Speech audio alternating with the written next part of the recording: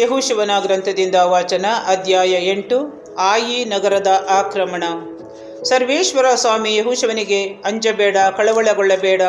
ಯೋಧರೆಲ್ಲರನ್ನು ನಿನ್ನೊಡನೆ ಕರೆದುಕೊಂಡು ಆಯಿಗೆ ಹೋಗು.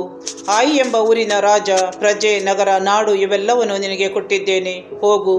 ಜೆರಿಕೋವಿಗೂ ಅದರ ಅರಸನಿಗೂ ಮಾಡಿದಂತೆಯೇ ಆಯಿಗೂ ಅದರ ಅರಸನಿಗೂ ಮಾಡು. ಆದರೆ ಕೊಳ್ಳೆಯನ್ನು, ಪಶು ಪ್ರಾಣಿಗಳನ್ನು ಈ ಸಾರಿ ನೀವೇ ಇಟ್ಟುಕೊಳ್ಳಬಹುದು. ನಿಮ್ಮಲ್ಲಿ ಕೆಲವರು ಆ ಊರಿನ ಹಿಂಬದಿಯಲ್ಲಿ ಹೊಂಚು ಹಾಕಿಕೊಂಡಿರಲಿ ಎಂದು ಆಜ್ಞಾಪಿಸಿದರು. ಅಂತೆಯೇ ಯೆಹೋಶುವನು ಯೋಧರೆಲ್ಲರ ಸಹಿತ ಆಯಿಗೆ ಹೊರಡಲು ಸಿದ್ಧನಾದನು. 30,000 ಯುದ್ಧ ವೀರರನ್ನು ಆರಿಸಿಕೊಂಡನು. ಅವರಿಗೆ, ನೀವು ನಗರದ ಹಿಂಭಾಗದಲ್ಲಿ ಹೊಂಚು ಹಾಕಿ ಕುಳಿತಿರಬೇಕು. ನಗರದಿಂದ ಬಹುದೂರವಾಗಿರಬೇಡಿ. ಎಲ್ಲರೂ ಸಿದ್ಧವಾಗಿರಿ. ನಾನು ಮತ್ತು ನನ್ನ ಸಂಗಡದವರೆಲ್ಲರೂ ನಗರದ ಸಮೀಪಕ್ಕೆ ಹೋಗುತ್ತೇವೆ.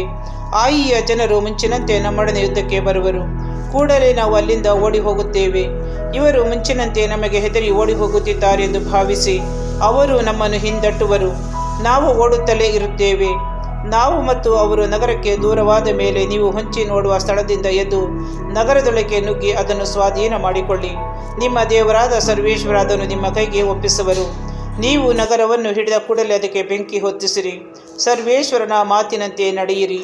ಇದೇ ನಾನು ನಿಮಗೆ ಕೊಡುವ ಆಜ್ಞೆ ಎಂದು ಹೇಳಿ ಅವರನ್ನು ರಾತ್ರಿಯಲ್ಲೇ ಕಳಿಸಿದನು. ಅವರು ಹೊಂಚು ಹಾಕುವ ಸಲುವಾಗಿ ಬೇತೇಲಿಗೂ ಆಯಿಗೂ ನಡುವೆ ಆಯಿಯ ಪಶ್ಚಿಮಕ್ಕೆ ಹೋಗಿ ಅಡಗಿಕೊಂಡರು. ಯೆಹೋಶುವನ ರಾತ್ರಿಯನ್ನು ಜನರ ಮಧ್ಯೆ ಕಳೆದನು. ಬೆಳಿಗ್ಗೆ ಅವನೆದ್ದು ಇಸ್ರಾಯೇಲರ ಹಿರಿಯರ ಸಂಗಡ ಸೈನ್ಯವನ್ನು ಕೂಡಿಸಿ ಅವರ ಮುಂದೆ ಆಯಿಗೆ ಹೊರಟನು. ಅವನೊಂದಿಗಿದ್ದ ಯೋಧರೆಲ್ಲರೂ ನಗರದ ಸಮೀಪಕ್ಕೆ ಏರಿ ಬಂದು ಅದರ ಉತ್ತರ ದಿಕ್ಕಿನಲ್ಲಿ ಇಳಿದುಕೊಂಡರು.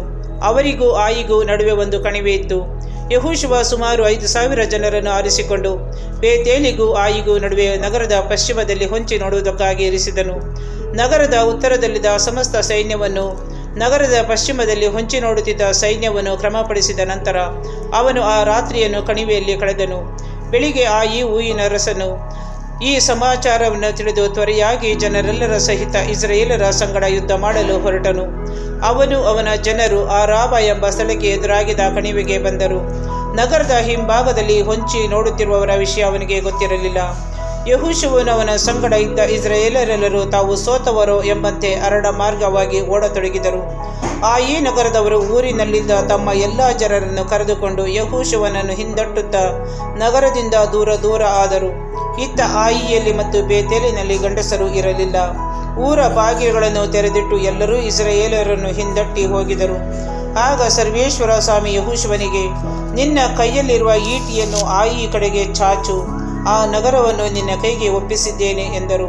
ಅವನು ಅಂತೆಯೇ ಚಾಚಿದನು. ಚಾಚಿದ ಕೂಡಲೇ ಹೊಂಚುಗಾರರು ತಾವಿದ್ದ ಸ್ಥಳದಿಂದ ಎದ್ದು ಓಡಿ ಬಂದು ನಗರದೊಳಗೆ ನುಗ್ಗಿ ಒಡನೆ ಬೆಂಕಿ ಹೊತ್ತಿಸಿದರು.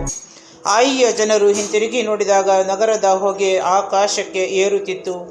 ಯಾವ ಮಾರ್ಗದಿಂದಲೂ ಅವರಿಗೆ ತಪ್ಪಿಸಿಕೊಳ್ಳಲು ಆಗಲಿಲ್ಲ, ಏಕೆಂದರೆ ಅರಣ್ಯದ ಕಡೆಗೆ ಓಡಿ ಹೋಗುತ್ತಿದ್ದ ಇಸ್ರಾಯೇಲರು ಹಿಂದಟ್ಟಿ ಬರುವವರ ಕಡೆಗೆ ತಿರುಗಿ ಬಿದ್ದರು.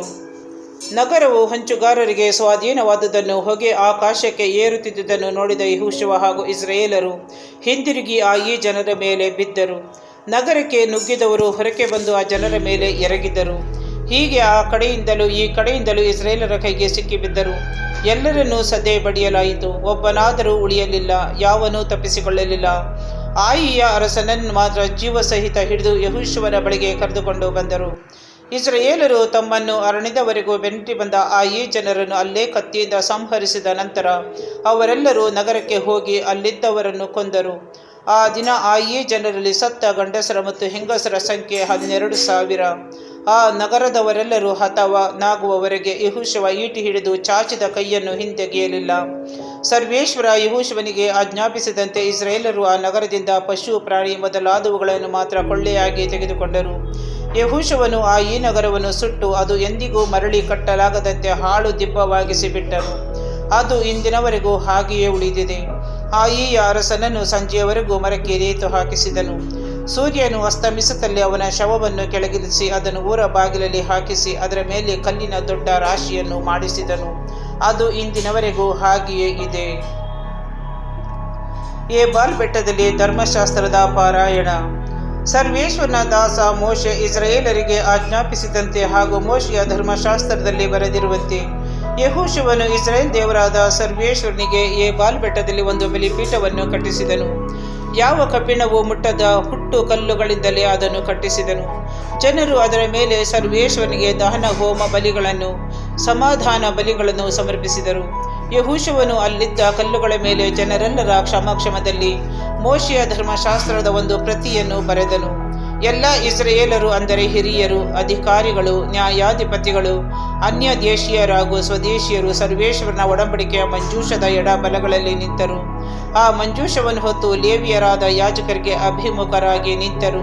ಗೆರಿಜಿಮ್ ಬೆಟ್ಟದ ಕಡೆಗೆ ಅರ್ಧ ಜನ, ಏಬಾಲ್ ಬೆಟ್ಟದ ಕಡೆ ಅರ್ಧ ಜನ. ಹೀಗೆ ಸರ್ವೇಶ್ವರನ ದಾಸ ಮೋಶೆ ಮೊದಲೇ ಹೇಳಿದಂತೆ ಆಶೀರ್ವಾದಗಳನ್ನು ಪಡೆಯುವುದಕ್ಕೋಸ್ಕರ ನಿಂತರು. ಅನಂತರ ಯೆಹೋಶುವನು ಧರ್ಮಶಾಸ್ತ್ರದ ಎಲ್ಲ ಆಶೀರ್ವಾದ ಹಾಗೂ ಶಾಪ ವಾಕ್ಯಗಳನ್ನು ಆ ಗ್ರಂಥದಲ್ಲಿ ಇದ್ದ ಹಾಗೆಯೇ ಓದಿದನು. ಮೋಶೆ ಆಜ್ಞಾಪಿಸಿದರಲ್ಲಿ ಒಂದನ್ನು ಬಿಡದೆ ಮಹಿಳೆಯರಿಗೂ ಮಕ್ಕಳಿಗೂ ಅನ್ಯ ದೇಶೀಯರಿಗೂ ಕೇಳಿಸುವಂತೆ ಸರ್ವ ಸಮೂಹದ ಮುಂದೆ ಓದಿದನು.